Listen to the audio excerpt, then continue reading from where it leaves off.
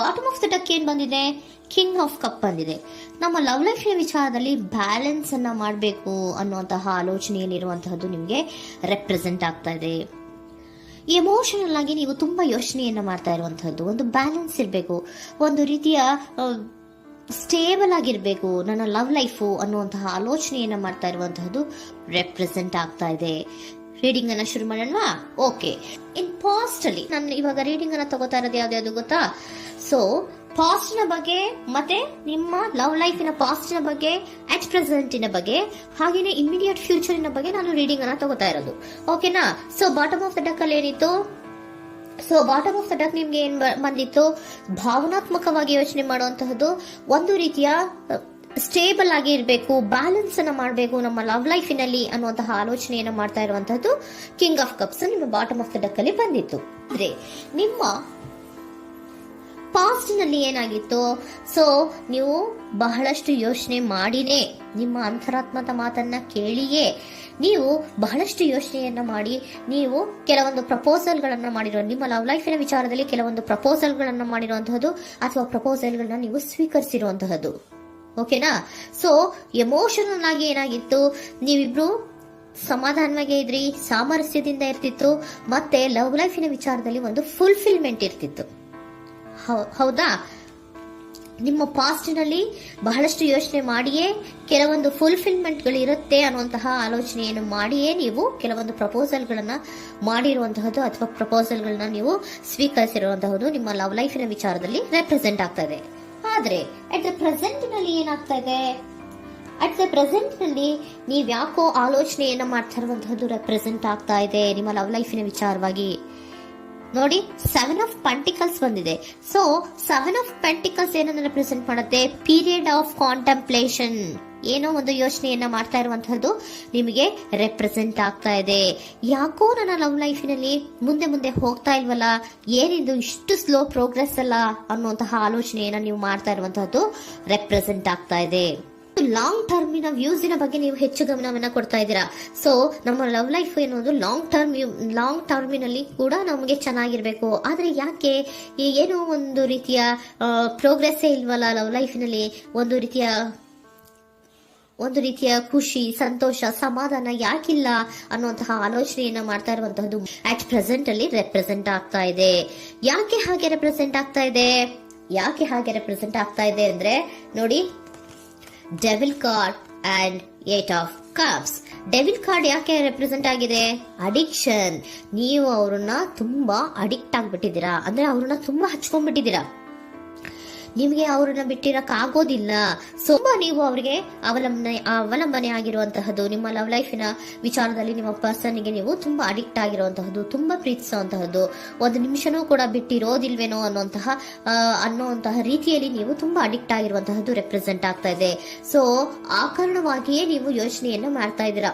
So ಯಾವುದೇ love ಲೈಫಿನಲ್ಲಿ ಯಾವುದೇ ರೀತಿಯ ಮುಂದುವರಿಕೆ ಕಾಣ್ತಾ ಇಲ್ವಲ್ಲ, ಏನಾಗ್ಬೋದು, ಏನಾದ್ರೂ ನಾನು ಪ್ರೀತಿಯನ್ನ ಬಿಟ್ಟು ಮುಂದೆ ಹೋಗ್ಬೇಕಾಗುತ್ತಾ ಬೇಜಾರಿನಲ್ಲಿ ಅನ್ನುವಂತಹ ಆಲೋಚನೆಯನ್ನ ಮಾಡ್ತಾ ಇರುವಂತಹದ್ದು ಅಟ್ ಪ್ರೆಸೆಂಟಿನಲ್ಲಿ ರೆಪ್ರೆಸೆಂಟ್ ಆಗ್ತಾ ಇದೆ. ಯಾಕಂದ್ರೆ ಯಾವುದೇ ರೀತಿಯ ಮುಂದುವರಿಕೆಗಳು ಇಲ್ಲ. ಸೊ ನಿಮ್ಮಲ್ಲಿ ಏನಿದೆ? ಕೆಲವೊಂದು ರೀತಿಯ ಸ್ಟಾಗ್ನೇಷನ್ ಅಲ್ಲಿ ಇದೆ, ಅಸಮಾಧಾನಗಳಿದೆ, ಭಿನ್ನಾಭಿಪ್ರಾಯಗಳಿದೆ. ಯಾವುದೇ ರೀತಿಯ ಲವ್ ಲೈಫ್ ನಲ್ಲಿ ಒಂದು ರೀತಿಯ ಖುಷಿ ಅನ್ನೋದು ಅಟ್ ಪ್ರೆಸೆಂಟ್ ಅಲ್ಲಿ ನಿಮ್ಗೆ ಕಾಣ್ತಾ ಇಲ್ಲ. ಆದ್ರೆ ಯೋಚನೆ ಅಂತೂ ಮಾಡ್ತಾ ಇದ್ದೀರಾ. ಅಡಿಕ್ಷನ್ಸ್ ಇದೆ ಅಲ್ವಾ? So devil card represented by addictions ಅನ್ನ ರೆಪ್ರೆಸೆಂಟ್ ಮಾಡೋದ್ರಿಂದ ಅಟ್ ಪ್ರೆಸೆಂಟಿನಲ್ಲಿ ನೀವ್ ಯಾಕೋ ಲವ್ ಲೈಫಿನ ವಿಚಾರದಲ್ಲಿ ಸಮಾಧಾನದಿಂದ ಇರುವಂತಹದ್ದೇನು ರೆಪ್ರೆಸೆಂಟ್ ಆಗ್ತಾ ಇಲ್ಲ. ಸೊ ಏನಾಗುತ್ತೋ, ಇದು ಹಿಂಗೆ ಆಗ್ತಾ ಇದ್ರೆ ಏನಾಗುತ್ತೋ, ಇದೇನ್ ವಿತ್ಡ್ರಾ ಆಗ್ಬಿಡುತ್ತಾ, ನನ್ನನ್ನು ಬಿಟ್ಕೊಡ್ತಾರಾ ಅನ್ನುವಂತಹ ಆಲೋಚನೆಯನ್ನ ಕೂಡ ಕೆಲವೊಬ್ರು ಮಾಡ್ತಾ ಇರುವಂತಹದ್ದು ರೆಪ್ರೆಸೆಂಟ್ ಆಗ್ತಾ ಇದೆ. Next, in the near future ಅಲ್ಲಿ ಅಥವಾ ಇಮಿಡಿಯೇಟ್ ಫ್ಯೂಚರ್, ಇದು 1 ಮಂತಿನ ರೀಡಿಂಗ್ ಅಷ್ಟೇ, ಇನ್ನು ಲೈಫ್ ಲಾಂಗ್ ಇನ ರೀಡಿಂಗ್ ಅಲ್ಲ. ಓಕೆನಾ? ಜಸ್ಟ್ 1 ಮಂತಿನ ರೀಡಿಂಗ್ ಅಷ್ಟೇ.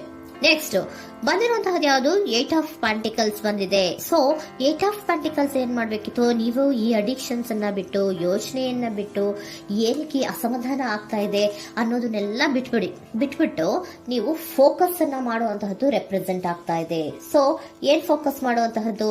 ಏನಾಗಿದೆ ನನ್ನ ಲವ್ ಲೈಫಿನ ವಿಚಾರದಲ್ಲಿ? ಎಲ್ಲ ಚೆನ್ನಾಗೇ ಇತ್ತಲ್ಲ ನೋಡಿ, ಪಾಸ್ಟಿನಲ್ಲಿ ನಿಮಗೆ ಚೆನ್ನಾಗೇ ಇತ್ತಲ್ಲ, ಯೋಚನೆ ಮಾಡಿನೇ ತಾನೇ ನೀವು ಲವ್ ಲೈಫಿನಲ್ಲಿ ಪ್ರಪೋಸಲ್ಗಳನ್ನ ಸ್ವೀಕರಿಸಿದ್ದು, ಮತ್ತೆ ಅಲ್ಲಿ ಫುಲ್ಫಿಲ್ಮೆಂಟ್ ಇರುತ್ತೆ ಅಂತ ತಾನೇ ನೀವು ಸಮಾಧಾನವಾಗಿ ಪ್ರಪೋಸಲ್ಗಳನ್ನ ಸ್ವೀಕಾರ ಮಾಡಿದ್ದು. ಆದ್ರೆ ಅಟ್ ಪ್ರೆಸೆಂಟಿನಲ್ಲಿ ಕೆಲವೊಂದು ರೀತಿಯ ಭಿನ್ನಾಭಿಪ್ರಾಯಗಳು, ಕೆಲವೊಂದು ರೀತಿಯ ಅಡಿಕ್ಷನ್ಗಳು, ಕೆಲವೊಂದು ರೀತಿಯ ಯೋಚನೆಯನ್ನು ಮಾಡ್ತಾ ಇರುವಂತಹದ್ದು ರೆಪ್ರೆಸೆಂಟ್ ಆಗ್ತಾ ಇದೆ. ಅಟ್ ಪ್ರೆಸೆಂಟಿನಲ್ಲಿ ನೀವೇನು ಸಮಾಧಾನವಾಗಿ ಲವ್ ಲೈಫಿನಲ್ಲಿ ಇಲ್ಲದೆ ಇರುವಂತಹದ್ದು ರೆಪ್ರೆಸೆಂಟ್ ಆಗ್ತಾ ಇದೆ. ಆದ್ರೆ ಇಮಿಡಿಯೇಟ್ ಫ್ಯೂಚರಿನಲ್ಲಿ ಏನಾಗ್ತಾ ಇದೆ, 8 ಆಫ್ ಪೆಂಟಿಕಲ್ಸ್ ಬಂದಿದೆ. ಸೊ 8 ಆಫ್ ಪೆಂಟಿಕಲ್ಸ್ ಏನನ್ನ ರೆಪ್ರೆಸೆಂಟ್ ಮಾಡುತ್ತೆ? ಓಕೆ, ನೀವೇನ್ ಮಾಡ್ತಾ ಇದ್ದೀರಾ, ಬಹಳಷ್ಟು ಫೋಕಸ್ ಅನ್ನ ನಿಮ್ಮ ಲವ್ ಲೈಫಿನ ವಿಚಾರದಲ್ಲಿ ಮಾಡ್ತಾ ಇರುವಂತಹದ್ದು. ಏನ್ ಮಾಡ್ಬೇಕು, ಯಾಕಿಷ್ಟು ಭಿನ್ನಾಭಿಪ್ರಾಯಗಳು ಬರ್ತಾ ಇದೆ ಅನ್ನೋದ್ರ ಬಗ್ಗೆ ನೀವು ಯೋಚನೆಯನ್ನ ಮಾಡ್ತಾ ಇರುವಂತಹದ್ದು ರೆಪ್ರೆಸೆಂಟ್ ಆಗ್ತಾ ಇದೆ. ನೋಡಿ, ಅದರ ಬಗ್ಗೆ ಹಾರ್ಡ್ ವರ್ಕ್ ಅನ್ನ, ಲವ್ ಲೈಫಿನ ವಿಚಾರವಾಗಿ ಸ್ವಲ್ಪ ಹಾರ್ಡ್ ವರ್ಕ್ ಅನ್ನ ಮಾಡ್ತಾ ಇರುವಂತಹದ್ದು ರೆಪ್ರೆಸೆಂಟ್ ಆಗ್ತಾ ಇದೆ. ಸೊ ಬಹಳಷ್ಟು ಕಮಿಟ್ಮೆಂಟ್ ಅನ್ನ ಇಟ್ಕೊಂಡು ಇದನ್ನ ನಾನು ಸರಿ ಮಾಡ್ಕೊಳ್ಳೇಬೇಕು ಅನ್ನುವಂತಹ ಆಲೋಚನೆಯನ್ನ ಮಾಡ್ತಾ ಇರುವಂತದ್ದು. ಸರಿ ಆಗ್ಲೇಬೇಕು, ಈ ಎಲ್ಲಾ ರೀತಿಯ ಅಸಮಾಧಾನಗಳಿಂದ ನಾನು ಆಚೆ ಬರಬೇಕು, ಸಮಾಧಾನವಾಗಿರ್ಬೇಕು, ಬ್ಯಾಲೆನ್ಸ್ ಅನ್ನ ಮಾಡಬೇಕು ಅನ್ನೋದನ್ನ ನೀವಿಟ್ಕೊಂಡು ನೀವು ಹಾರ್ಡ್ ವರ್ಕ್ ಅನ್ನ ನಿಮ್ ಲವ್ ಲೈಫಿನ ವಿಚಾರದಲ್ಲಿ ಮಾಡ್ತಾ ಇರುವಂತದ್ದು ರೆಪ್ರೆಸೆಂಟ್ ಆಗ್ತಾ ಇದೆ. ನೆಕ್ಸ್ಟ್ ಕಾರ್ಡ್ ಕೂಡ ನಿಮ್ಗೆ ಕಿಂಗ್ ಆಫ್ ಸೋರ್ಟ್ಸ್ ಬಂದಿದೆ. ಸೊ ಕಿಂಗ್ ಆಫ್ ಸೋರ್ಟ್ಸ್ ಏನನ್ನ ರೆಪ್ರೆಸೆಂಟ್ ಮಾಡುತ್ತೆ? ಸ್ಪಷ್ಟವಾಗಿ ಥಿಂಕ್ ಅನ್ನ ಮಾಡ್ತಾ ಇದ್ದೀರಾ. ನಮ್ಮ ಲವ್ ಲೈಫಿನ ವಿಚಾರದಲ್ಲಿ ಯಾಕೆ ಅಸಮಾಧಾನ ಬರ್ತಾ ಇದೆ, ಯಾಕೆ ಭಿನ್ನಾಭಿಪ್ರಾಯ ಬರ್ತಾ ಇದೆ, ನಾನಂತೂ ಅವ್ರನ್ನ ಬಿಟ್ಟಿರಕ್ಕಾಗಲ್ಲ. ಸೊ ನಾನೇನ್ ಮಾಡ್ಬೇಕು, ಇದನ್ನೆಲ್ಲ ಕೂಡ ಬ್ಯಾಲೆನ್ಸ್ ಅನ್ನ ಮಾಡ್ಬೇಕು. ಅದಕ್ಕೆ ನಾನು ಏನ್ ಮಾಡ್ಬೇಕು, ಫೋಕಸ್ ಅನ್ನ ಮಾಡ್ಬೇಕು. ಫೋಕಸ್ ಅನ್ನ ಮಾಡಿ ಅಲ್ಲಿ ನೀವು ಕರೆಕ್ಟ್ ಆಗಿ ಕ್ಲಿಯರ್ ಥಿಂಕಿಂಗ್ ಅನ್ನ ಮಾಡಿ, ಒಂದು ಸ್ಟ್ರಾಂಗ್ ವಿಲ್ ಪವರ್ ಅನ್ನ ಇಟ್ಕೊಂಡು ನೀವು ಮೆಚ್ಯೂರ್ ಆಗಿ ಥಿಂಕ್ ಮಾಡಿ ಕೆಲವೊಂದು ರೀತಿಯ ನಿರ್ಧಾರಗಳನ್ನ ಮಾಡುವಂತಹದ್ದು ರೆಪ್ರೆಸೆಂಟ್ ಆಗ್ತದೆ. ನೋಡಿ, ಸ್ಟ್ರಾಂಗ್ ಆಗಿ ಒಂದು ವಿಲ್ ಪವರ್ ಅನ್ನ ಇಟ್ಕೊಂಡು ಫೋಕಸ್ ಅನ್ನ ಮಾಡಿ ನೀವು ನಿಮ್ಮ ಲವ್ ಲೈಫಿನ ವಿಚಾರದಲ್ಲಿ ಬಹಳಷ್ಟು ಧೈರ್ಯದಿಂದ ನಿಮ್ಮ ಲವ್ ಲೈಫಿನ ವಿಚಾರವನ್ನ ಅಥವಾ ಲವ್ ಅನ್ನ ನೀವು ಬ್ಯಾಲೆನ್ಸ್ ಅನ್ನ ಮಾಡುವಂತಹದ್ದು ರೆಪ್ರೆಸೆಂಟ್ ಆಗ್ತಾ ಇದೆ. ಈಗ ಅಟ್ ಪ್ರೆಸೆಂಟ್ ಅಲ್ಲಿ ನಿಮಗೆ ಬೇಜಾರಿರಬಹುದು, ವಿಧಾನಗಳಿರಬಹುದು, ಆದ್ರೆ ಇನ್ ನೆಕ್ಸ್ಟ್ ನಿಂದ ನಿಯರ್ ಫ್ಯೂಚರ್ ಅಲ್ಲಿ ನೀವು ಅದನ್ನ ಫೋಕಸ್ ಮಾಡುವಂತಹದ್ದು, ಅದರ ಕಡೆಗೆ ಹೆಚ್ಚು ಗಮನವನ್ನ ಕೊಡೋದು, ಕ್ಲಾರಿಟಿಯ ಥಿಂಕಿಂಗ್ ಅನ್ನ ಮಾಡುವಂತಹದ್ದು, ಕ್ಲಿಯರ್ ಆಗಿ ಥಿಂಕಿಂಗ್ ಅನ್ನ ಮಾಡೋದು, ಕ್ಲಾರಿಟಿಗೆ ಬರುವಂತಹದ್ದು, ಧೈರ್ಯವಾಗಿ ಮುಂದೆ ಹೋಗುವಂತಹದ್ದು ನಿಮ್ಗೆ ರೆಪ್ರೆಸೆಂಟ್ ಆಗ್ತಾ ಇದೆ. ಅದೇ ನಿಮಗೆ ಬಾಟಮ್ ಆಫ್ ದ ಡಕ್ ಬಂದಿರುವಂತಹದ್ದು ಕಣ್ರಿ, ಕಿಂಗ್ ಆಫ್ ಕಪ್ಸ್ ಬಂದಿದೆ. ಸೊ ಕಿಂಗ್ ಆಫ್ ಕಪ್ಸ್ ಏನು, ನೀವು ಭಾವನಾತ್ಮಕವಾಗಿ ಯೋಚನೆ ಮಾಡ್ತಿದ್ದೀರಾ, ನಿಮ್ಮ ಲವ್ ಲೈಫಿನ ವಿಚಾರದಲ್ಲಿ ಒಂದು ಬ್ಯಾಲೆನ್ಸ್ ಅನ್ನ ಮಾಡಬೇಕು ಅನ್ನುವಂತಹ ಆಲೋಚನೆಯನ್ನ ಮಾಡ್ತಾ ಇರುವಂತಹದ್ದು. ಓಕೆನಾ?